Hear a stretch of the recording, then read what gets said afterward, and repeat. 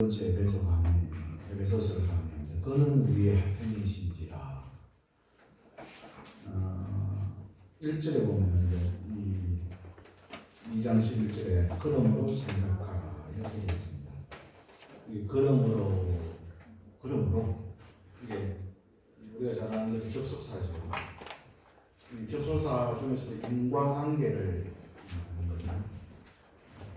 그래서 앞에 2장 1절에서 10절까지 이렇게 나오는 그 부분에 대해서 생각해라, 잘 해야 되라 이런 말씀이죠. 그러니까 오늘 말씀드리는 에베소라는 지역에 가서 복음을 전파하면서 2장 1절에 보면 우리가 하나님의 은혜로 구원받은 자야. 근데 예전에는 우리가 진노의 자녀였다, 사망의 자녀였다. 그런데 하나님 우리를 택해서 구원했다. 왜? 예수 그리스도의 피로 말미암아 우리가 구원을 얻었다. 믿음으로 말미암아서 우리가 구원을 얻는 거다. 그리고 우리는 하나님의 자녀로 살아간다. 주님께서 우리에게 권능을 주신다. 아멘. 능력을 주신다 이렇게 하죠. 그러므로 깊게 생각해야 된다. 다시 한번 우리가 받은 은혜와 우리의 삶을 헛되이 쫀쫀하게 살지 말아라 이라는 의미죠. 오늘 2절에 보면 그때라고 되어 있습니다. 그때에 에베소서 2장 2절에도 그때에라는 것이 있습니다. 그 그때가 언제냐? 오늘 2절입니다. 죄와 허물로 죽어 있고 하나님의 진노의 심판 아래 놓여 있는 그때에, 진노의 자녀, 사막의 자녀, 구원에 대해서 전혀 몰랐을 때에 너희들이 그러한 상태였다. 다시 한번 보면 이 에베소라는 지역의 사도 바울이 복음을 전파하러 갔을 때에 3개월 정도 유대인 회당에서 가르쳤는데 쫓겨났죠. 쫓겨나서 2년 동안 어디에서 사역을 했었냐면 두란노 서원이죠. 그 당시에 이 에베소라는 지역가 세계 3대 도시 중에 하나였고 점성술이 발달되었고 정치는 책자들이 많았고 그러다 보니까 서원 이렇게 모여서 활동하는 것이 있었겠죠. 그리고 예전에 고대 도시라는 것이 그렇게 우리가 생각할 때 그냥 뭐 칼 들고 활 들고 사냥하고 있는 시대가 그런 거 아닙니다. 정말로 토론, 회당, 공회, 아고라 이러한 것들이 굉장히 발달된 문화고 우리가 흔히 말하는 공화주의, 공존이라는 개념들이 생겼던 그러한 시대죠. 오늘 사도행전 19장을 펴놓으시기를 바랍니다. 사도행전 19장 성경. 제가 지난주도 그랬지만 이 사도 바울이 에베소 지역에서 복음을 전했던 것이 사도행전 19장에 그대로 나타나는 비교해서 비교라는 것보다는 이렇게 서로를 살펴보면서 한번 먼저 19장 8절에서 10절을 한번 읽겠습니다. 찾으셨습니까? 네, 그럼 읽읍시다. 시작. 바울이 회당에 들어가 석 달 동안 담대히 하나님 나라에 관하여 강론하며 권면하되 어떤 사람들은 마음이 굳어 순종하지 않고 우리 앞에서 이 일을 비방하거늘 바울이 그들을 떠나 제자들을 따로 세우고 두란노 서원에서 날마다 강론하니라. 2해 동안 이같이 하니 아시아에 사는 자는 유대인이나 헬라인이나 다 주의 말씀을 듣더라. 아멘. 이렇게 하죠. 여러분, 말씀을 우리가 전도도 전하는 겁니다. 전하는 방법은 2가지입니다. 너 예수 믿으라 말로 하는 거 같고 말을 먼저 선행해야 되죠. 2번째, 내 몸으로 그렇게 살아가는 것을, 몸으로 사는 것을 보여드려야 됩니다. 은행의 일치, 내가 예수 믿는 사람으로서 특별히 우리가 가까운 가족들 많이 손해보시고 많이 베푸시고 예수 믿는 삶이 이런 것이다. 몸과 글로 표현할 수 있기를 바랍니다. 이러다 보니까 놀라운 구원과 권능의 역사가 일어났다라고 했죠. 어떤 역사가 일어났느냐? 그 중에 대표적인보다는 이런 역사들이 일어났습니다. 사도행전 19장 11절에서 12절 시작. 하나님이 바울의 손으로 놀라운 능력을 행하게 하시니 심지어 사람들이 바울의 몸에서 손수건이나 치마를 가져다가 병든 사람에게 얹으니 그 병이 떠나고 악기도 나가더라. 병, 육체적인 병이 떠나가고 영육 간의 강건함이 회복되고 이런 역사가 일어나게 되는 거죠. 그러니까 귀신 들린 자, 우리가 귀신이니까 영적인 의미도 이런 것도 있겠지만 우리 물질의 귀신이 되는 사람도 물질은 가치구나.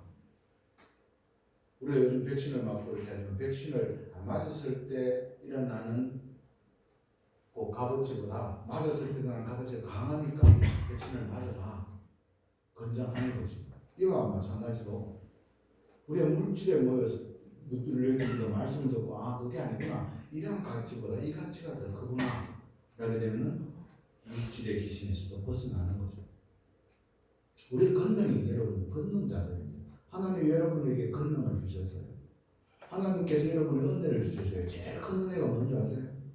뭐예요? 뭐겠어요? 다 다르겠지만 대표적으로 보면 첫째, 따라서 합니다. 내가 예수 믿는다. 내가 예수 믿는다. 나 같은 놈이 예수를 믿는 게 큰 은혜예요. 저는 예수 안 믿는 건 좀 사람이지. 똑똑하죠. 능력 많죠. 공부 잘했죠.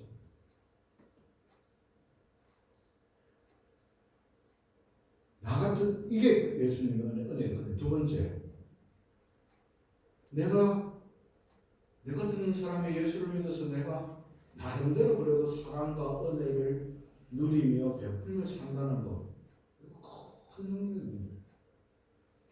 내가 다른 사람을 조금이라도 생각한다는 것 큰 능력입니다. 이 자본주의 시대에, 성장의 시대에, 지만 잘 되면 잘 산다고 하는 이 잘못된 이 멸망의 시대에 내가 다른 사람을 생각할 수 있다는 거, 이거 하나님께 주신 능력인 줄 아시기를 바랍니다. 남을 위해서 기도하는 거 큰 축복입니다. 아멘.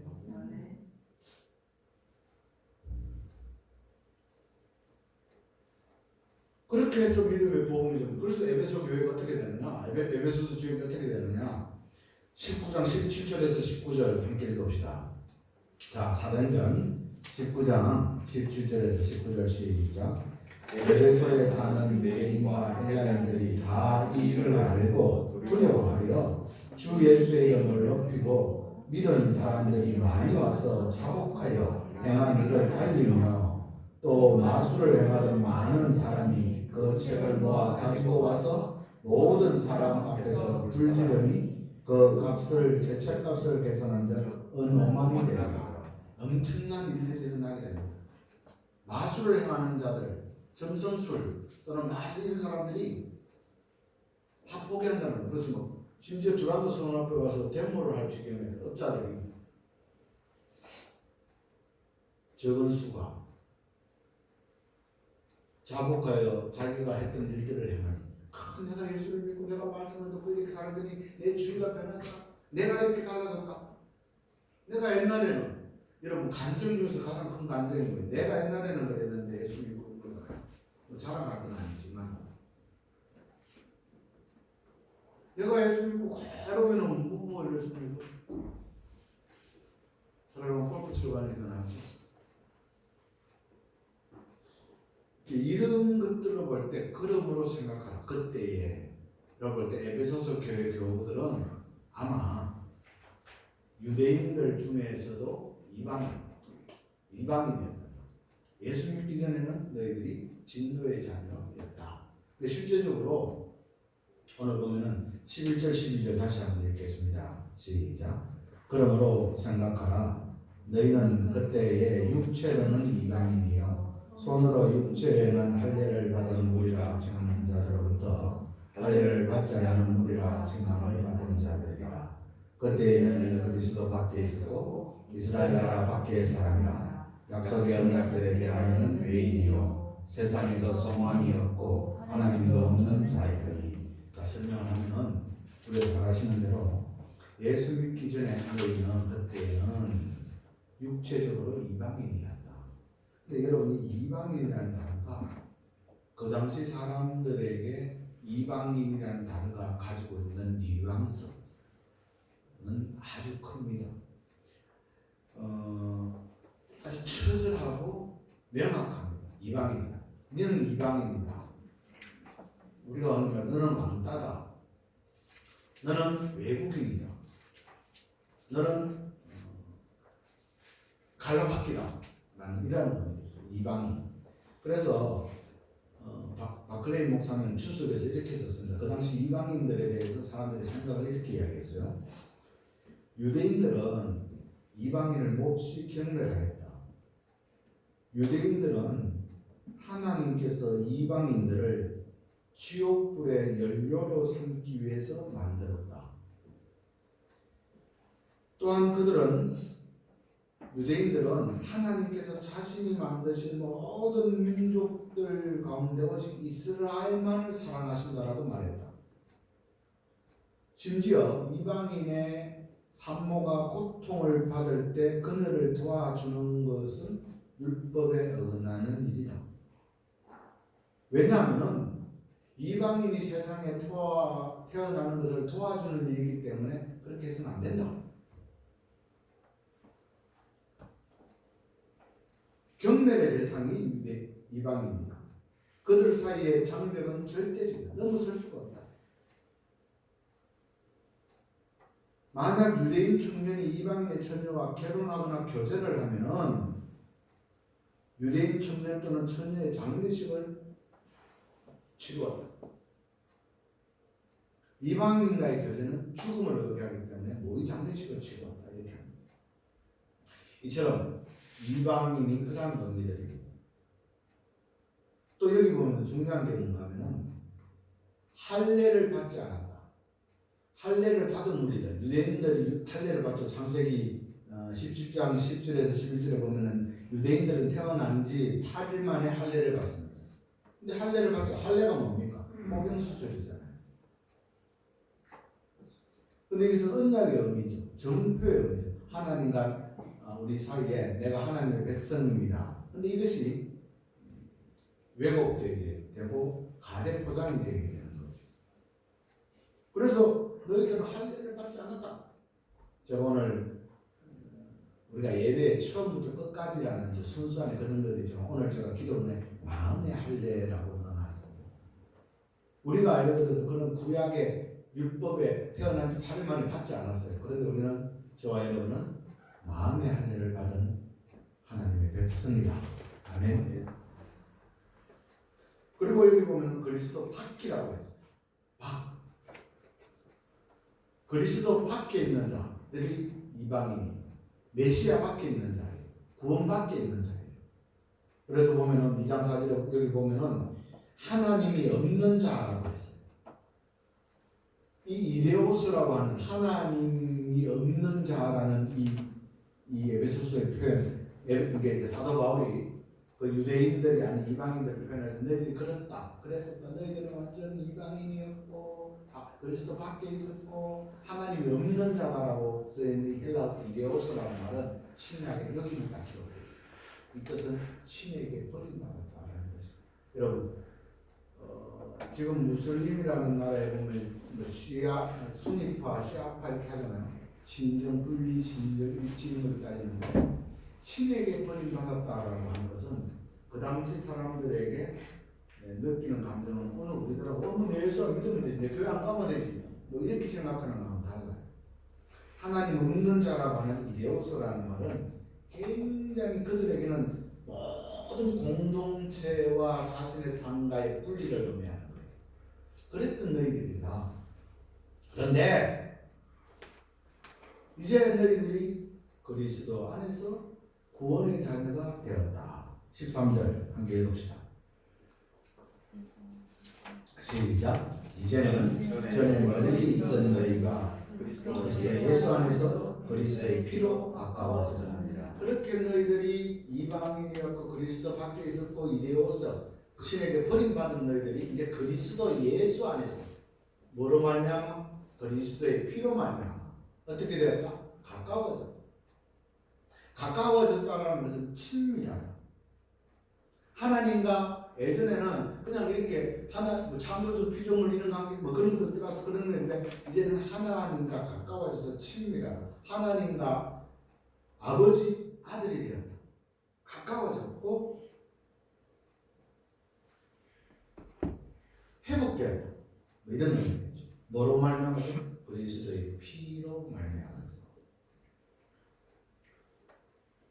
그 다음에 14절 15절 함께 읽읍시다. 시작. 그는 우리의 합병이신지라 둘로 하나를 만드사 원수된 것 곧 중간에 막힌 담을 자기 육체로 하시고 법정으로 된 계명의 율법을 폐하셨으니 이는 이 둘로 자기 안에서 세상을 합병하게 하시고. 여러분 잘 들으세요? 그러니까 그렇게 되어서 이제 하나님과 가까워짐으로 해서 모든 그 장벽이 무너졌다. 그래서 오늘 말씀대로 그는 우리의 합평이십니다. 우리는 뭐라고? 지난주에 우리는 그가 지으신 바 우리 인간은 이렇게 우리는 하나님께서 지으신 최고의 걸작품. 그래서 제가 말씀드렸죠. 인간이 이 인구에 뭐 몇만 명이지만 다 다르고 각자의 기대와 요구가 있어요. 내가 나이가 많은데 나이가 많으면 나이가 많은 대로 요구고 하나님의 기대가 있습니다. 아멘. 나이가 많음에도 불구하고 교회 이렇게 열심히 몸소 다니시고 섬기시고 그러면 주위 얼마나 큰 은혜가 되겠어요.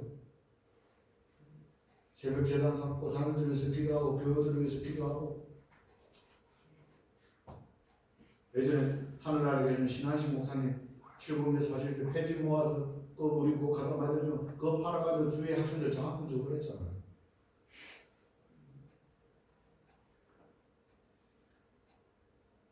우리의 만드신 바입니다. 그런데 오늘 여기 하나님은 우리의 화평이 되었다는 것, 평화가 되었다. 이게 막힌 담도 없이고 가까워지셔서 둘로 하나를 만드사 중간에 막힌 담을 하셨다. 이것도 이제 여러분 우리가 이제 담이라고 하는 이 담이라는 것이 우리 그 요즘 예전에 뭐 대구가 담장 허물기 이런 데 있잖아요. 솔직히 집 우리 여기도 지금 담 같은 데는 집들이 이렇게 담이 딱 되고 있으면 그 굉장히 좀 뭐랄까 우리가 좀 건접하기 힘들잖아요.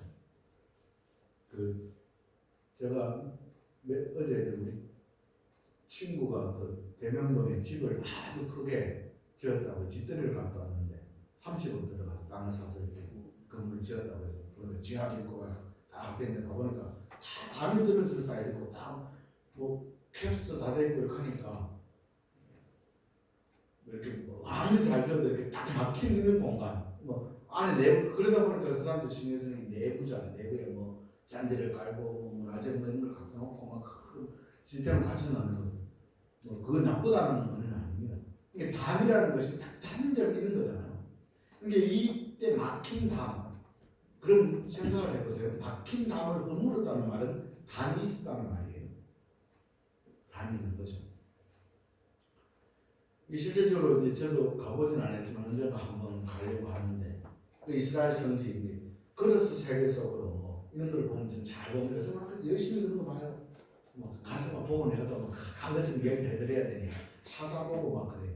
그 이스라엘 같은 경우는 유대인 예루살렘 성전에 그 지역이 지금 예루살렘 성전에 딱 들어가면 물론 지성소가 있지만 거기는 구역이 나눠져 있대요. 당이 유대인 구역, 기독교인 구역, 무슬림 구역, 아르메니아인 구역 이렇게 다 돼 있더라고요.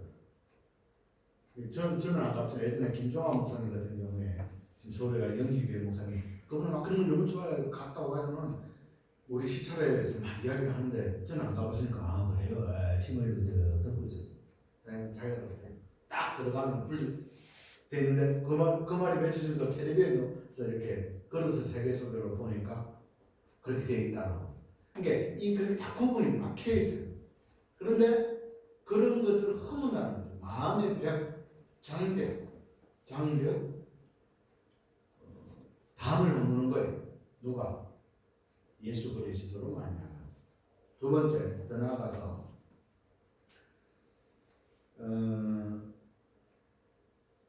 율법을 폐한다는 거죠. 법조문으로 된 율법을 폐한다는 거죠. 예전에는 율법을 앞세워서 자기들이 나는 하나님의 백성이다라고 했던 사람이 그 율법이 아니다. 믿음이요. 예수 그리스도의 피로 말미암은 것을 믿는 것이다. 이게 법이라는 것이 율법을 만들었는데 예를 들어서 하나님께서 율법을 365개를 만들었다. 너 자신을 사랑하라. 사람들 자기 자신을 사랑하지 않기 때문에 만든 거죠. 하나님을 경외하라. 경외 잘 안 하기 때문에 만든 거. 지가 최고인 줄 알고, 지가 머리가 그래서 내가 뭐 대단한 줄 알고. 법의 근거는 사람이 악하다는 거예요. 율법이라는 거예요. 그래서 법을 아는 사람들이 법을 굉장히 겸허하게 여기죠. 그 사람들을 법꾸라지라고 하죠. 율법을 지키며 살지도 못하면서도 법을 만들었어요. 그것이 뭐냐면은 이들이 화목제라든지 제사를 지낼 때 자기가 율법을 어겼을 때 짐승의 피를 대신해서 하나님 앞에 바쳐 속죄물을 삼는 거예요. 이게 아주 교묘한 것들이죠. 그게 아니다. 율법을 폐하다. 율법을 폐하면서 우리에게 주신 게 뭐냐? 은혜입니다. 예수 그리스도의 은혜로 말미암아 우리가 속죄함을 얻습니다. 아멘. 구원을 얻는 겁니다. 내가 헌금을 많이 하고 내가 주의를 빠지지 않고 내가 뭘 했기 때문에가 아니라 그것은 예수 그리스도의 은혜로 말미암아서 구원받은 자가 당연히 행해야 될 겁니다. 아멘. 아멘. 이게 있기 때문에 내가 이걸 행했기 때문에 구원이 있는 것이 아니고 구원받은 자로서 은혜 받은 자로서 하나님의 아들로서 물질을 구원하는 겁니다. 하나님의 아들로서 예배 드리는 겁니다. 이게 신앙에 착각이 일어나면은 신앙이 아니고 신념이 되어버리는 겁니다. 그리고 나서 우리 교회에게 주는 말입니다. 막힌 나무를 허물고 이렇게 하신 이유 그렇게 해가지고 해서 우리가 교회입니다. 새 사람들이다라고 했죠. 그리스도 안에서 구원받은 새 사람이 평안과 합평을 이루어주는 이 공동체 교회입니다. 그리스도의 몸인 교회입니다. 교회는 만물을 충만하게 합니다. 하나님께서 보시기에 아름다워요. 이 만물이 충만된다는 말은 먼저 내가 교회 그리스도의 몸으로서 내 자신이 하나님 앞에서 풍성한 은혜를 누리는 겁니다. 아멘. 내가 예수 믿는다고 아무 변화가 없으면 그게 가지가 나무가 내가 물질을 막 풍성하고 막 그렇게 돼서 하고 두 번째가 제가 뭐라고요? 그러한 공동체가 모여서 만물을 충만케 한다. 두 번째 의미가 뭐라고 하시면 하나님이 보시기에 좋았더라. 그것을 보시고 새 사람들이 만물이 충만한 내가 먼저 충만되었어. 모임 교회 여기가 하나님이 보시기에 좋은 겁니다. 얼마나 아름다웠겠어요. 내 피조물들이 내가 만든 사람들이 내 설계대로 살아가는구나 감사하고 찬양하고 서로 나누고 적은 수가 아니고 적은 숫자 우리 교회는 적어서 우리 가정은 가진 게 없어 이러면 뭘 못 가졌습니까? 집이 없어요. 자동차가 없어요. 가족이 없어요. 교회 성길 교회가 없어요. 일할 수 있는 일 곳이 없어요. 뭐가 우리가 못 가졌어요? 아멘. 건강하지요. 뭐가 못 가졌단 말이에요. 꼭 안 가진 몇 가지 그걸 가지고 나는 왜 이렇게 없을까? 아무리 왜 안 줘요? 왜? 이미 내가 감사 감격이 없는데 왜 줘요 하나님이? 줘도 감사할 줄 모르는데 딴 사람이 주지.